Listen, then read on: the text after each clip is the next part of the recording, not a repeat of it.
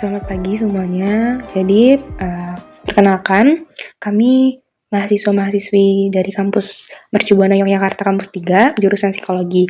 Tujuan kami sini tuh untuk mau mengedukasi gitu dari sisi psikologi, yang judulnya tuh strategi penggunaan TikTok untuk marketing komunitas, khususnya komunitas dari Pinilih ini ya, teman-teman. Pertama-tama saya akan ngejelasin nih apa aja yang akan kita bahas untuk kegiatan kita hari ini. Jadi yang pertama yang kita akan bahas itu dari aplikasi TikTok sendiri. Jadi apa itu TikTok? Terus juga kita akan ngejelasin tuh gimana caranya memanfaatkan aplikasi TikTok ini tuh untuk mempromosikan komunitas dan juga mempromosikan bisnis dari komunitas ini. Terus yang ketiga itu ada strategi postingan di TikTok itu bagaimana. Terus yang keempat itu tips dari psikologi marketing dalam memasarkan suatu bisnis atau produk itu bagaimana, terus juga ada etika posting dan juga pembuatan konten yang baik dan benar itu gimana, dan juga tentang serba-serbi konten lain-lainnya. Oke, kita masuk ke TikToknya dulu tuh. Jadi apa sih TikTok? Jadi bagi yang belum tahu aplikasi TikTok, jadi aplikasi TikTok itu adalah salah satu media sosial yang lagi booming atau lagi trendy ini, salah satunya di Indonesia ya. Dan juga lagi ngetrend di kalangan anak muda, terus juga anak-anak sampai dewasa lah gitu.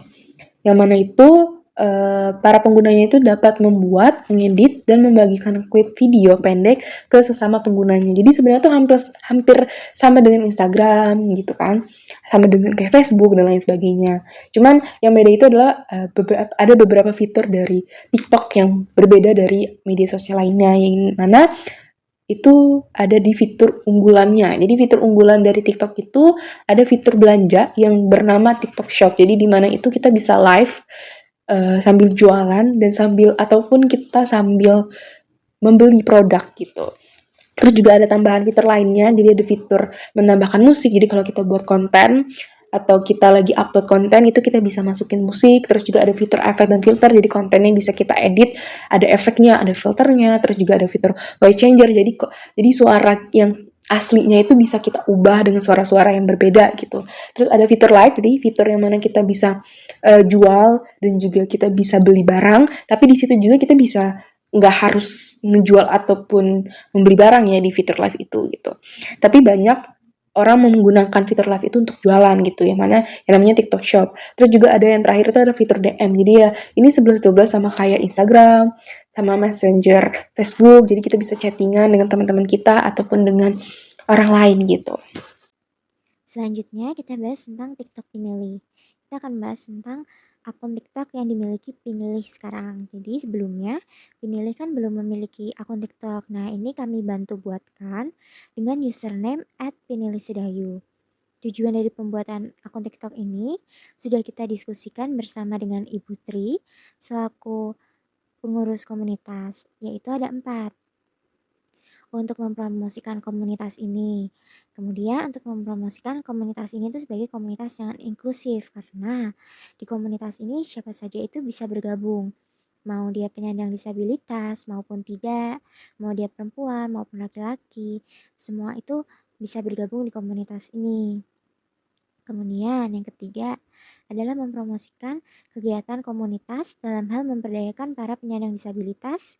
Kemudian yang keempat, mempromosikan bisnis yang dimiliki. Nah, yang ketiga dan keempat ini juga kita sudah bincang-bincang dengan Ibu Tri, karena di komunitas ini rupanya ada kegiatan yang memberdayakan para penyandang disabilitas di sisi ekonominya, misalnya tentang budidaya jamur. Nah, itu kan salah satu kegiatan komunitas yang memberdayakan para penyandang disabilitas ini sehingga mereka memiliki bisnis. Jadi mereka terbantu secara ekonominya. Nah, itu bisa kita promosikan juga bisnis mereka ini melalui akun TikTok ini sekarang. Kemudian, setelah kita buatkan, lalu ke depannya yang mengelola akun ini yaitu volunteer penilih khususnya di divisi media sosial gitu. Selanjutnya kita bahas tentang strategi posting. Nah, posting di TikTok ini juga kalau bisa itu beratur atau teratur gitu. Nah, berdasarkan riset yang kita lakukan, kita menyimpulkan ada 3 langkah yang bisa kita pakai untuk strategi posting ini. Yang pertama ada create awareness atau menciptakan kesadaran, baik itu kesadaran dari internal maupun eksternal atau target audiens kita. Kedua ada create brand identity, itu tentang identitas brand. Di sini kita berarti berbicara tentang identitas komunitas. Ketiga ada interaksi atau interactions. Kita bahas satu-satu. Nah, yang pertama create awareness, menciptakan kesadaran. Kita bahas di sini untuk yang eksternal. Nah, yang eksternal ini yang dimaksud adalah target audience atau target pasar atau target marketnya. Jadi, biar target audience kita ini kena, itu kita harus posting konten dengan konsisten. Nah, gimana nih caranya biar kita bisa posting itu dengan konsisten? Yaitu dengan cara yang kedua, kita memiliki plan atau content plan. Nah, content plan ini berisi jadwal posting konten dan apa yang mau diposting. Misalnya, satu minggu itu kita akan posting 3 konten. Nah, ketiga konten ini harus tertulis di content plan apa sih isi konten itu. Misalnya, konten A adalah a day in Pinili, konten B adalah behind the scenes-nya, konten C yang ketiga itu tentang video edukasi, misalnya gitu. Nah, yang kedua ada create brand identity atau identitas. Nah, biar orang itu aware, kita juga harus punya sesuatu yang unik. Jadi orang lihat itu aja udah tahu kalau itu tuh kita atau itu tuh Pinilih gitu. Nah, caranya kita punya logo yang unik. Jadi orang itu bisa mudah ingat-ingat dan itu berbeda dengan yang lainnya gitu. Lalu ada memiliki palet warna atau color palette atau gaya estetika yang khas, unik, dan konsisten. Jadi, konten yang dipost di sosial media itu tuh terstruktur dan rapi gitu. Misalnya, Pinili ini logonya warna biru dan hijau. Nah, maka konten-konten yang dipost itu harus dominan backgroundnya itu gitu. Tuh, gaya estetika ini kalau di search, dicari di Pinterest, itu tuh banyak banget. Nah, Pinili ini lebih cocok yang mana gitu. Pilih satu aja. Jadi ketika posting itu tuh itu aja gaya estetika yang dipakai itu hanya itu. Jadi khas gitu. Kalau Pinili tuh gaya estetikanya begini gitu. Nah, itu tuh harus dijaga konsistensinya biar orang ini selalu ingat gitu, nggak mudah lupa dengan Pinili, karena Pinili ini punya ciri khasnya itu melalui logo unik tadi, terus kemudian palet warna dan gaya estetika yang digunakan. Kemudian nomor 3 adalah interaksi. Jadi pemegang akun atau sosial medianya ini itu juga harus berinteraksi dengan audiensnya. Misalnya ada yang komen, nah itu komennya juga bisa dibalas. Kemudian bisa juga berkoneksi atau berkolaborasi dengan konten creator lainnya, bikin konten bareng atau saling collab gitu. Kemudian berinteraksi dengan tren yang ada. Nah, misalnya kita posting video, itu kita bisa pakai hashtag yang lagi ngetren, hashtag atau tagar. Kemudian kita bisa pakai lagu yang lagi tren juga gitu. Jadi kita tetap trendy gitu, nggak ketinggalan zaman. Kemudian nih slide berikutnya itu ada color palette, fonts, dan content plan. Nah, mereka ini saling berkesinambungan gitu. Jadi harus konsisten dari color palette-nya, terus fonts-nya, jenis tulisan yang dipakai. Misalnya di sini itu ada fonts-nya ada Roboto dan PT Sans. Nah, itu yang dipakai di media sosial tuh fonts-nya itu aja gitu. Jadi tidak ganti-ganti antara post satu dan post lainnya, itu tuh tetap stabil gitu. Kemudian dengan adanya konten plan ini, media sosialnya jadi tidak berantakan. Bisa dilihat di slide, itu salah satunya akun ini, itu tuh dia tertata rapi. Jadi ada yang konten tulisan dengan background yang itu, kemudian ada foto. Nah, diharapkan sosial media Pinili itu juga bisa seperti ini, jadi bisa rapi gitu. Nah, di contoh ini juga mereka kan ada color palette-nya nih, ada warna orange, terus orange kemerahan, lalu biru, dan mereka konsisten dengan warna-warna itu. Jadi diharapkan Pinilih juga konsisten gitu. Nah, kemudian ini yang kita ambil yaitu logo Pinilih yang pertama. Ini dengan warna hijau dan biru dan segala ciri khasnya ya. Ini nah bisa jadi color palette-nya seperti yang di sebelah kiri ini. ada biru tua, biru muda, hijau muda, dan biar ada pop up colornya itu bisa ditambahkan orange atau warna lain juga bisa sesuai estetika yang diinginkan. Nah, konten plan ini yang kita bikinkan yaitu ada 4, yaitu ada A Day in Pinili, How to Get There, Behind the Scenes, dan video edukasi bahasa isyarat. How to Get There itu tentang gimana caranya orang bisa ke Pinili, seperti rute jalannya gitu. Kemudian tentang strategi posting tersebut kita tambahkan sedikit tentang psikologinya, karena kami ini kan dari Fakultas Psikologi gitu. Nah, untuk tercapai tujuan-tujuan yang tadi kita udah bahas di slide sebelumnya, kita perlu komitmen. Nah, komitmen itu adalah keadaan psikologis yang memiliki perasaan dan atau keyakinan mengenai hubungan anggota dengan organisasi dan memiliki keputusan untuk tetap melanjutkan keanggotaannya dalam organisasi tersebut atas dasar keinginan, kebutuhan, maupun kewajiban.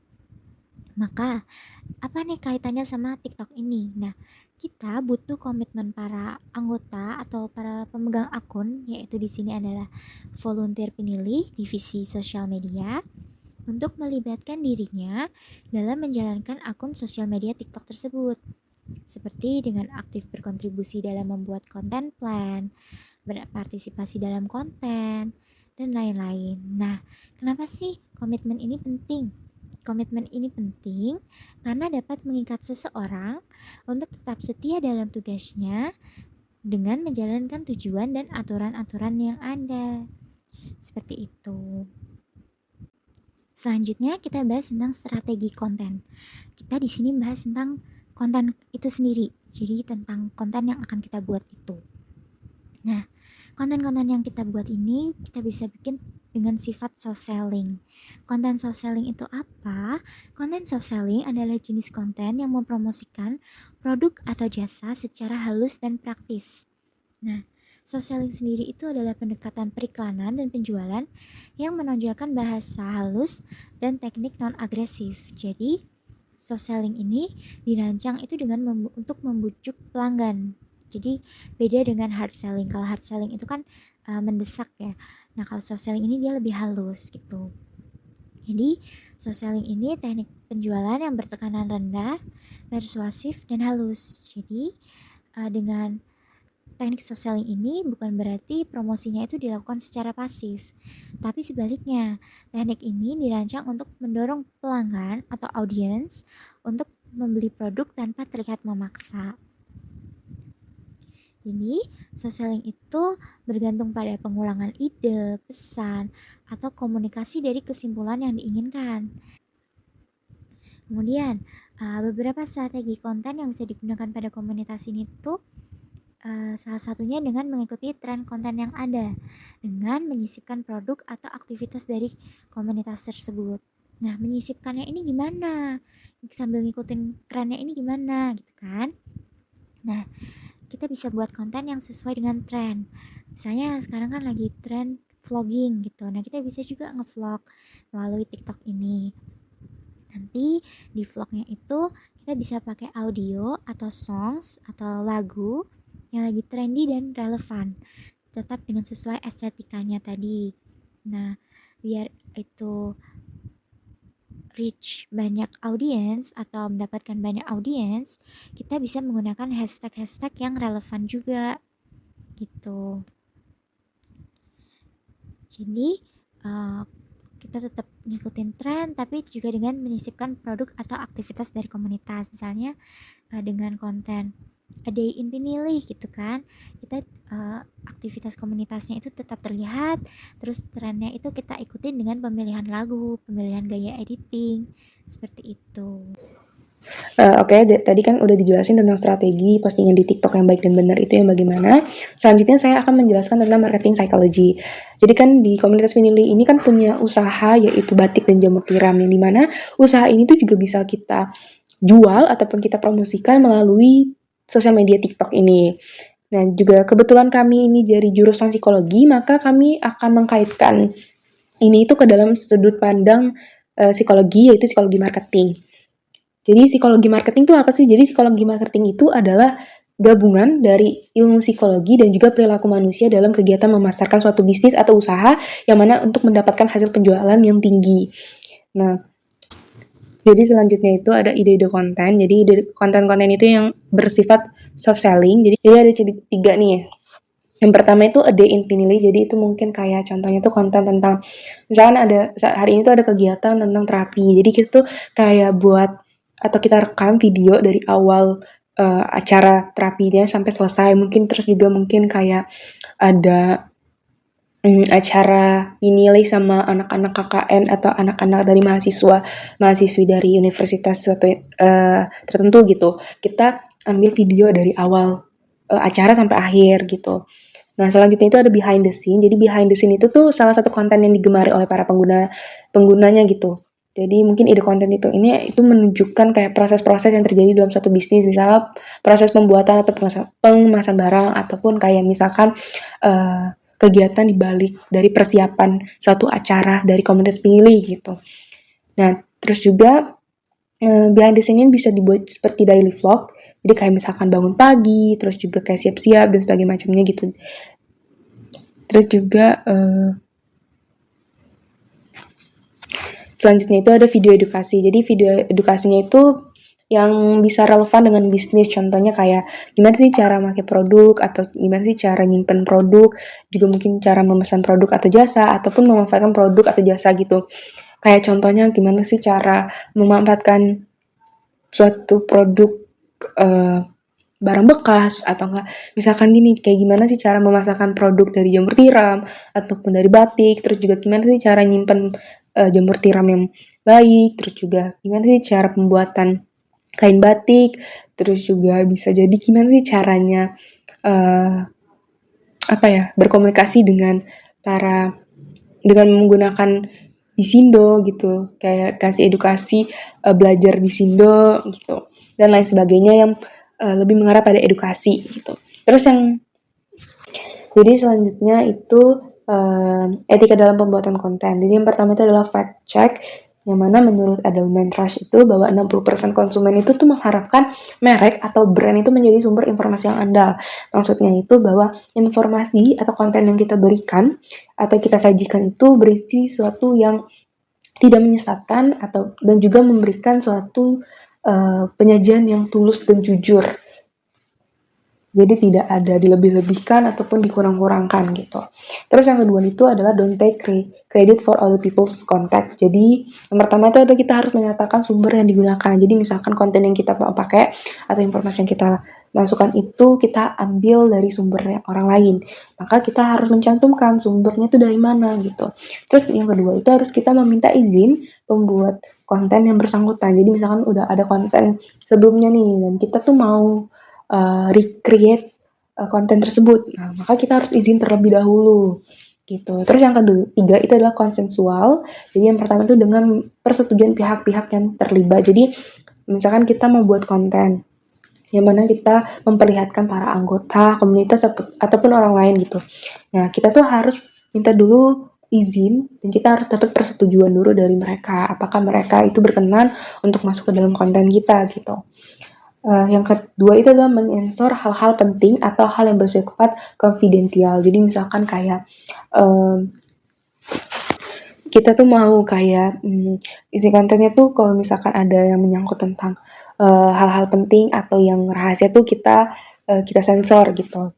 Terus yang ketiga itu kita menyensor identitas orang yang tidak memberikan konsen, terutama bila mengambil konten di publik. Jadi misalkan kita ambil konten di publik, ya kalau misalkan kita tidak bisa untuk meminta izin atau kayak mungkin kita tidak mendapat izin ya maka kita harus sensor. Dan juga mungkin kayak misalkan kalau anak di bawah umur ya berarti kita harus meminta izin dulu kepada orang tuanya. Kalau misalkan tidak diperbolehkan maka kita akan menyensornya gitu.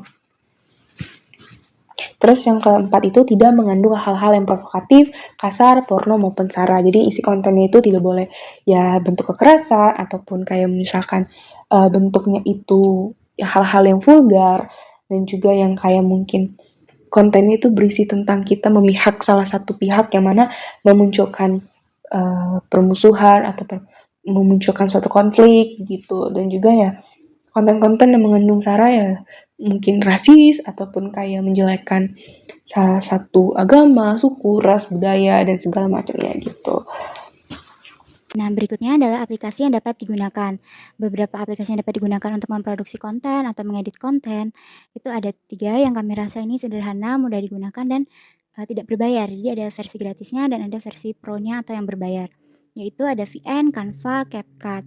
Kalau di Canva, itu dia tidak terbatas pada pengeditan video, tapi dia juga bisa bikin flyer, undangan, poster, presentasi juga bisa. Jadi aplikasi ini bisa beragam fungsinya, tergantung kreativitas masing-masing gitu.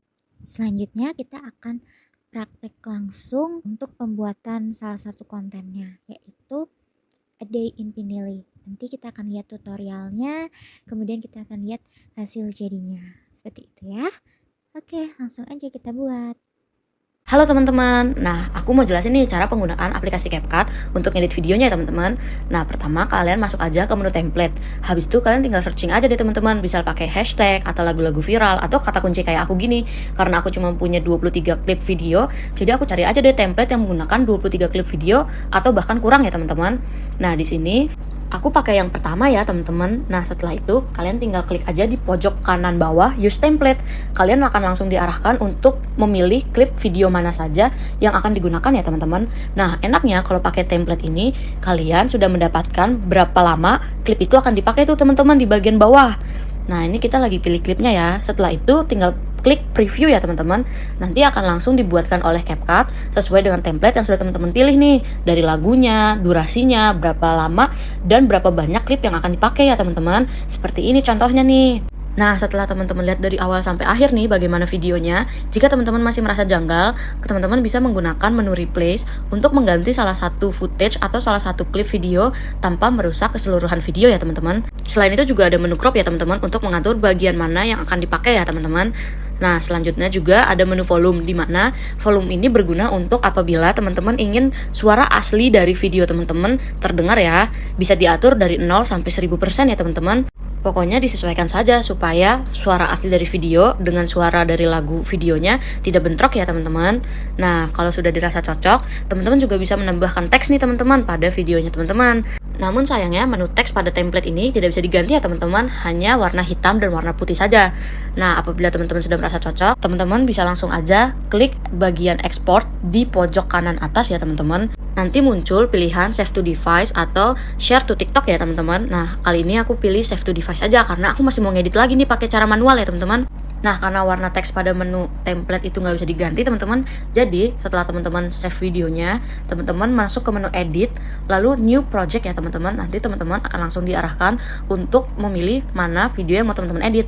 Nah ini aku tadi langsung pilih video yang udah aku edit pakai template ya. Nanti hasilnya jadi satu video kayak gini teman-teman. Nah selanjutnya teman-teman tinggal pilih aja tuh menu teks. Nanti setelah teman-teman klik menu teks, bisa langsung klik lagi add text. Nah kalian tinggal masukin ya teman-teman judul apa yang cocok untuk videonya atau kontennya ya teman-teman. Contohnya di sini aku pakai A Day in Pinili with Universitas Mercubuana Yogyakarta. Nah, di sini teman-teman bisa langsung sesuaiin aja posisinya di mana, besar kecilnya seberapa. Jangan lupa ya teman-teman pilih fontnya. Nah, di sini aku pakai font yang Auroral ya, teman-teman. Nah, setelah itu teman-teman bisa langsung masuk aja ke menu style. Di sini teman-teman bisa berkreasi sekreatif-kreatifnya teman-teman deh. Mau pilih mau yang garis tepinya warna apa, terus warna fontnya warna apa, kalian bisa sesuaiin aja di sini ya, teman-teman. Pokoknya banyak pilihannya deh di sini, bisa sekreatif mungkin. Nah, di sini juga ada pilihan efek. Tapi kalau kita pilih efek, maka style yang sudah kita pilih akan berubah ya teman-teman. Nah, jangan lupa tuh tadi dipilih juga transisinya mau kayak gimana.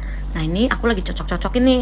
Kira-kira dengan warna font seperti itu, aku taruh di mana ya? Nah, ketika teman-teman udah rasa cocok nih dari posisinya, warnanya, ukurannya, font yang digunakannya, nah teman-teman bisa langsung cocokin aja juga antara teks dengan pergantian klipnya ya teman-teman. Nah, begitu juga dengan selanjutnya, ketika teman-teman mau add teks, teman-teman bisa lakukan hal yang sama ya. Jangan lupa ya teman-teman, ketika sedang mengedit ini, teman-teman juga harus memperhatikan pilihan font dan stylenya ya teman-teman. Jangan sampai pilihan font dan style yang teman-teman pilih itu malah susah dibaca, yang ada video teman-teman malah di skip deh. Nah, seperti itu kurang lebih cara mengedit video menggunakan aplikasi CapCut ya teman-teman. Nah, segitu aja deh tutorial dari aku. Sekian, dah. Kiss me hard before you go. Summertime sadness. I just wanted you to know that baby, you the best. I got that summertime sadness. Summertime sadness. Got that summertime sadness. Oh. Nah, itu dia pemaparan dari kami tentang bagaimana strategi penggunaan TikTok untuk marketing komunitas Pinili. Kami semua berharap bahwa apa yang sudah kami jelaskan ini bisa bermanfaat untuk komunitas Pinili ke depannya, untuk lebih bisa berkembang lebih baik ya, bisa lebih banyak dikenal sama orang-orang tentang komunitas Pinili ini. Dan kami juga mau minta maaf bila dari kami mungkin ada kesalahan kata, ataupun mungkin yang kami paparkan ini mungkin merasa bahwa tidak cocok sama komunitas ini. Kami minta maaf. Yang kami hanya sedikit membantu gitu, berusaha membantu untuk komunitas Pinili. Itu aja sih, sekian, terima kasih.